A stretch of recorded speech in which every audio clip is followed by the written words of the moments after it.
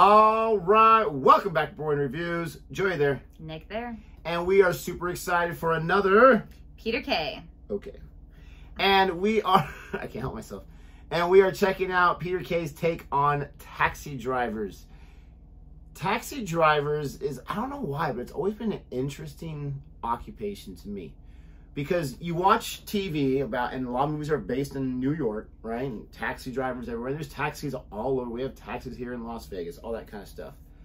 But the taxi driver industry has changed. You have Ubers, you have Lyft, you have all these different people. You have just random people driving around. But just the idea of a taxi, like a traditional taxi driver, especially like maybe in the 70s and 80s and 90s before everyone had a cell phone, that kind of stuff. The idea that anybody can get in your car and you got to take them somewhere all night long. And bathroom breaks, I'm assuming he's got to park somewhere and go inside. I mean, it's just so fascinating to me. Not just that, but before technology, you had to know where everything is or have like a literal map there and being like, where am I going? No, I'm good. Well, when we were in France, because I don't think we used taxis anywhere else on our trip. It was trains and subway. When we left Inverness to get into town, we took a taxi. So we had that guy. But yeah, at the very beginning, right? But we just took a couple in France the first day. The second day we walked everywhere. Yeah, but when we took 2 or 3 taxi rides in France, I'm not gonna lie, I was a little disappointed because we would tell them where we were going, and they busted out the MapQuest or the Google Maps or whatever they use, and I think that's cool where a taxi driver is like, all right, I know how to get there, go down the Lincoln Tunnel, blah, blah, blah, whatever, and they know how to get to that spot. Well, especially because we asked to go to like the Eiffel Tower. Eiffel Tower, yeah. The Louvre. Like, not difficult places. But I get it, because the great thing about Google Maps, though, we love when we use it, is it tells you like where the traffic is, where to avoid this or that. But yeah, I was kind of hoping like, oh, I know exactly where that's at, no problem. So we're going to go and check this out. Hopefully he has some good stuff to say. If you like our reaction anyway, please don't forget to like, subscribe, and hit that notification bell so you can be aware of our next uploaded videos. You know you want to be left or made aware. It's key life. We're almost at 100,000. Get us there, please. Help us. Por favor. Here we go. See the play. I had a taxi driver in Birmingham, so busy telling me jokes, he didn't have his headlights on. We laughed and all. You know when you're driving and you forget, I love that, when you forget to put your headlights on and you get them pedestrians reminding you, no, you're late! You've not got your lights on! You're late!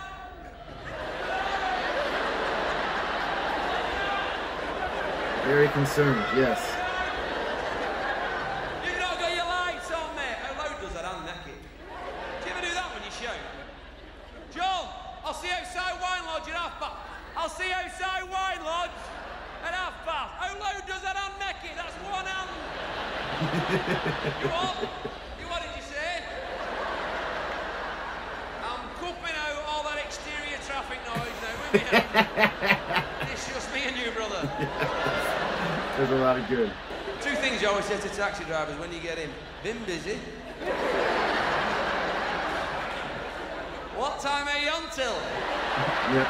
You can't help it. That reminds me of being a teacher.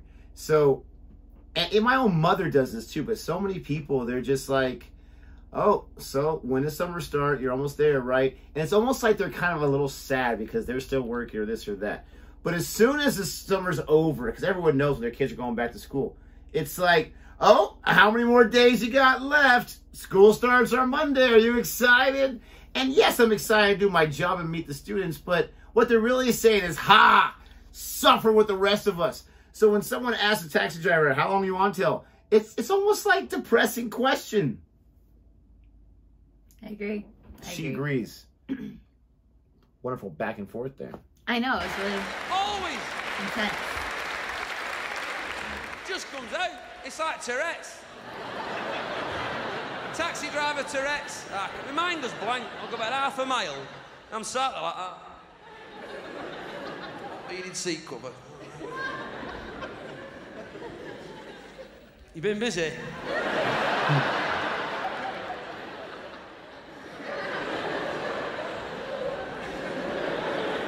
What time are you on till? So he doesn't want to say it. What time did you start?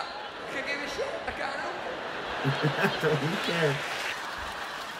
Taxi's here! Taxi's here! Everyone's rushing around. You all rush for a taxi, don't you? Taxi's here, taxi, come on! The taxi's here, hurry up, he's outside! Eventually, you booked him half an hour ago. They come when they want. They're all liars. Honest, we have a taxi firm in Bolton, right? You phone up, right? Phone up, order a taxi. They answer the phone by saying, he's just turning your corner now. I'm like, can I order it before you start lying to me, eh? Yeah. Talk about jumping gum. Let me order the frigging thing. We got a taxi on me and my nan. We had this taxi driver, we didn't have him. But we got in. He said, let me tell you something. This country is going down the toilet. I'm getting out of here, my friend, and I'm taking a few of these bastards with me. Can I get out? I said, have you been busy? Thank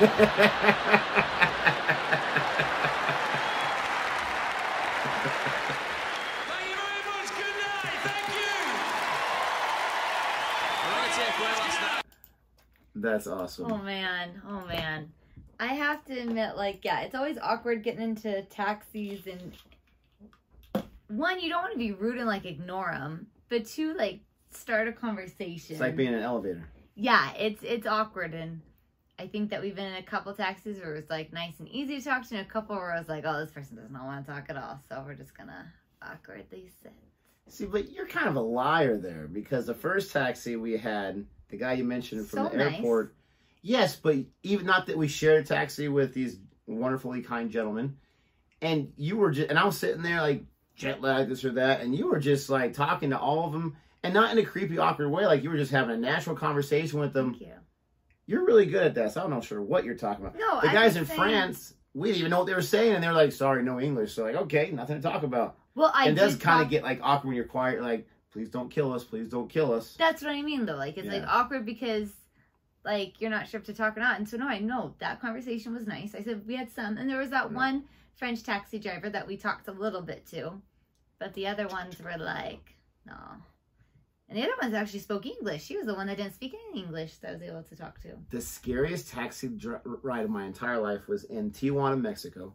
For those that don't know, Tijuana is like a city that never sleeps. It's the Las Vegas of Mexico. Yeah, but it's very, very questionable. Yes, very, very interesting. You're not going to get shot there, but very, very interesting.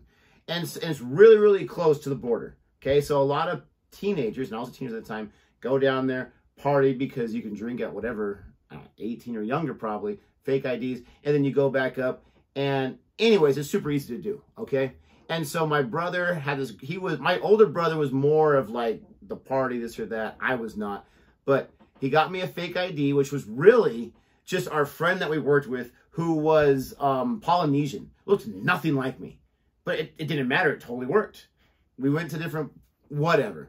But we got in a taxi at the end of it, and we were starting to freak out because we had stayed too late. I wanted to go as soon as I got there. So we were finally going back to get to our car or get across. I'm not sure what it was. But this guy it was insane. I mean, he was going super fast, and he was going like through parking lots, back alleyways, both side lanes of the road. I mean, it was like the craziest thing. And there was three of us back there. We honestly thought, this guy's crazy. My brother is yelling at the guy, slow down, you're going to kill us. The guy just acted like he couldn't even understand a word we were saying. It was insane, but he got us there really quick. Apparently. And he knew exactly what he was doing, but it was terrifying. I mean, we're like sliding back in the back seat the whole time. It was insane. Oh, man. That does remind me of like some taxi rides in the Caribbean too. Yep, like we took they one go of those. in between. Yeah, I've taken with you and with family when I was younger, and they just like make their own lanes, and you're just like here, there, and you're like, what are you doing? They have the 1-lane roads, and a lot of like when you go on your excursion, they're driving you there. 1-lane roads that we drove in England there, that, you know, you wait and you share, and this person's going this way, but it's just 1 lane. But it's just like... It's like a snake. Yeah, it is crazy. It is crazy. It's intense. So it can get terrifying. Let us know what is some of your taxi nightmares. Let us know if you take a taxi just about every day, because that's never been my experience. That's what I always see, whether it's on Friends or other TV shows. I think that'd be interesting. Please don't forget to like and subscribe. And until next time. Goodbye.